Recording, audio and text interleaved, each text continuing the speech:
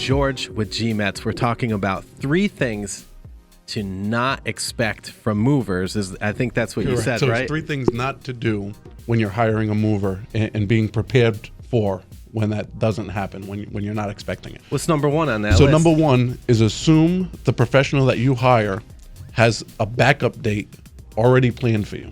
Okay. So you're booking for a Monday morning move, and all of a sudden you get the call on a Saturday from your closing attorney, from your mortgage originator, and something came up where the move has to change to Wednesday. So your moving day changes from a Monday to a Wednesday, and now you're calling your professional mover that you hired 2 weeks ago. Yep. And now you're calling frantic because you don't know if they're going to have the space available or not. Yep. So when you're originally booking that move, you want to ask, how flexible are we? Because it's not in my hands, it's in the attorney's hands, it's in the mortgage originator's hands.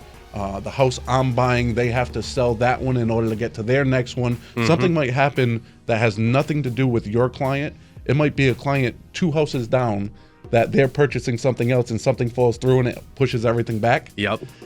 You want to make sure that you can still accomplish your move when it has to happen. Number 2 is do not leave items unpacked that are fragile, or if you don't know what to do with it, bring it to the mover's attention as you're hiring them. So you have a grandfather clock. Many people don't know how to pack it, how to touch it, how to deal with it. So it's definitely something you need to tell your mover if you have specific items that need to be dealt with on moving day. Yep. Our guys are trained and know that you cannot touch brass with your bare hands or it'll oxidize and it'll go green.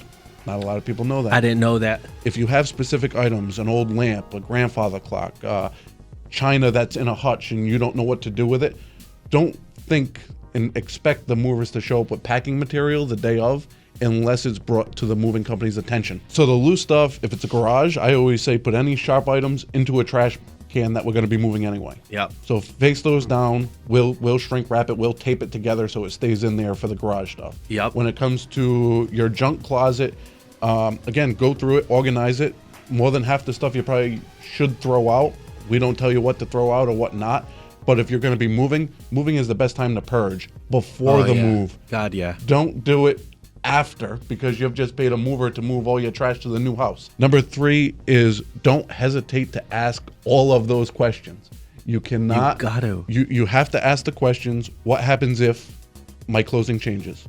What happens if I leave items that are open? What happens if everything is on the truck and then we find out we can't move into our new location? Yeah. All of these questions you have to ask. What are the financial ramifications if we don't do this, or if that doesn't close, or if we were ready to go to our new house and the painter is still there? Is there a deposit?